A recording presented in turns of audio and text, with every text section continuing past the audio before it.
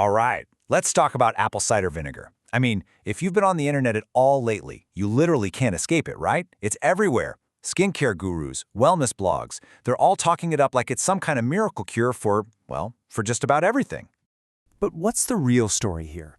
Can this stuff you buy at the grocery store, this simple kitchen staple, actually be that powerful? Or is there a catch? That's what we're going to get into. We're going to look at what's real and what's just hype, covering both the good and the not so good. Okay, so first up, let's dive into the good stuff. The promises. Why is everyone so obsessed with this vinegar? What are the supposed benefits that have made it a household name? So, to really get why ACV might work, you gotta understand a little something about your own skin. It's called the acid mantle. Sounds kind of sci-fi, right? But really, it's just this super thin, slightly acidic film on your skin that acts like a natural bodyguard. It's first line of defense against all the gunk out there, like bacteria and pollution. So what's actually in this stuff that makes it work? Well, it's packed with some pretty cool compounds. You've got acetic acid, which is a fantastic germ fighter. Then there's malic acid, which is like a super gentle exfoliant for your skin. And on top of that, you get things like polyphenols and probiotics. Think of them as antioxidants and friendly bacteria that give your skin an extra layer of protection. And this is where it gets really interesting. See, when you use apple cider vinegar the right way, and we'll get to that, it can actually help bring your skin back to its happy place, its natural pH. But think about those really harsh, alcohol-heavy products. They do the exact opposite. They just strip everything away, wreck that balance, and leave your skin feeling dry and totally unprotected. And hey, it's not just for your face. Here's a cool one.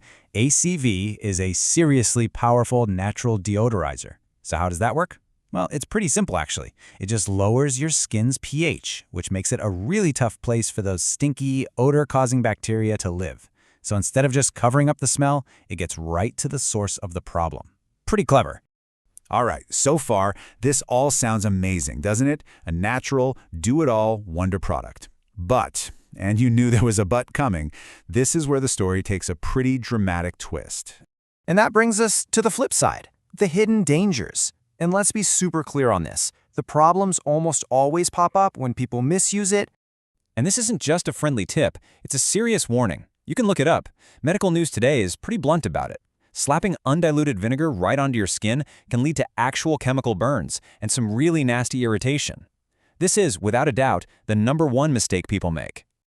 But you know, the potential issues don't just stop with your skin. If you use it the wrong way internally, you're looking at things like damaging your tooth enamel, making issues like acid reflux way worse, or even causing dangerously low potassium levels. So yeah, this is serious stuff. Okay, so we've seen the promises, and we've seen the pitfalls. So that leads to the big question, right? How can you actually get the benefits without the risks? Let's get into the guide for how to use it safely, based on what the experts say. If there is one thing you remember from this, let it be this ratio, 1 to 32. Seriously, dermatologists recommend a dilution of 1 part ACV to 32 parts water. That's how much you need to dilute it, especially for anything sensitive like wound care. So it's not that experts are against it, they just insist that it has to be super diluted. Okay, so let's make this super simple. Here are 4 golden rules for using it safely. Rule number 1, always dilute. I'm going to say it again. Always, always, always dilute it. Never ever put it straight on your skin.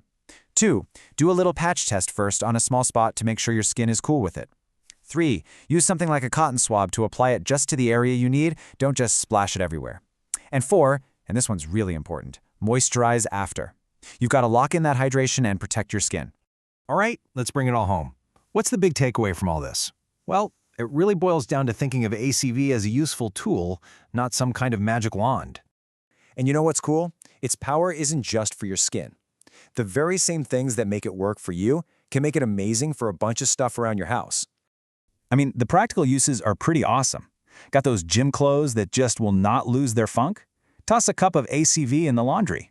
Or what about smelly shoes? You can whip up a super easy deodorizing spray. It's just a crazy versatile tool to have around.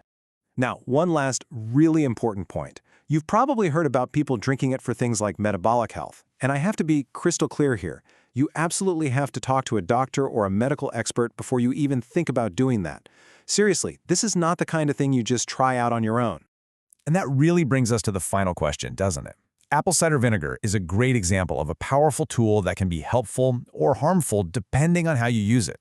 So it makes you think, when it comes to our health, are we always just chasing that next quick fix, that one magic bullet, or are we actually trying to build a lifestyle that's balanced, informed, and truly healthy?